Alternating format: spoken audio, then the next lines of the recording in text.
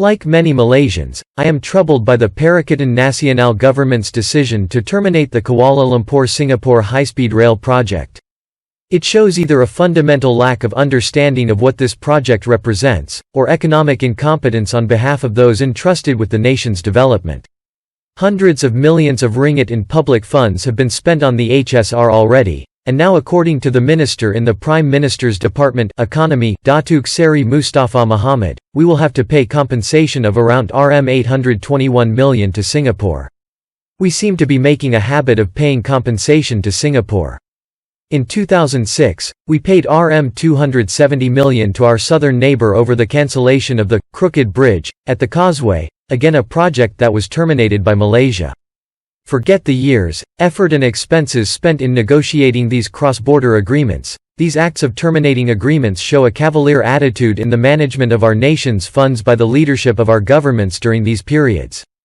For the PN government, the cancellation of the HSR to Singapore clearly shows that PN is more concerned with clinging to power and taking care of vested financial interests, rather than behaving like a government in the middle of a major pandemic and critical economic challenges. The measured report delivered by Singapore's Transport Minister Ong Ye Kung that Malaysia wanted to remove Assets Company, Assets Co., a fundamental part of the agreement, has raised concerns and questions here in Malaysia.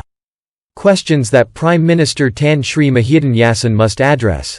This goes to the core of our integrity as a trading and bilateral partner, not just with Singapore, but with other countries as well. There can be no deflection, nor smoke and mirror statements, and certainly no throwaway answers given by certain ministers. Why is the PN government against having a joint asset company that has the skill set both countries lack?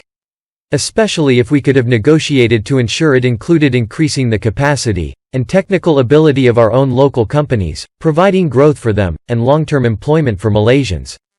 Doing it jointly with Singapore would have ensured neither side could abuse the process and created transparency for the rakyat. Perhaps this is the reason. There is no question that the cancellation is a mistake both from a current economic standpoint and in terms of future benefits. The cost of cancellation as opposed to the cost of funds to continue with the project also makes no sense. The HSR to Singapore would have significantly opened up economic opportunities for Johor, Malacca and Negeri Sembilan.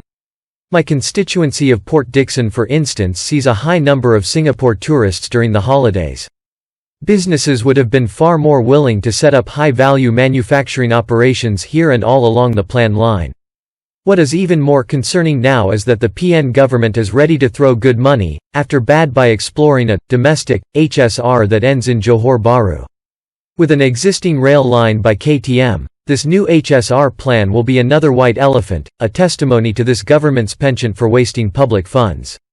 An effective HSR system could create significantly more opportunities for attractive foreign direct investment that we need and create a better position for our country, which at this moment is critical.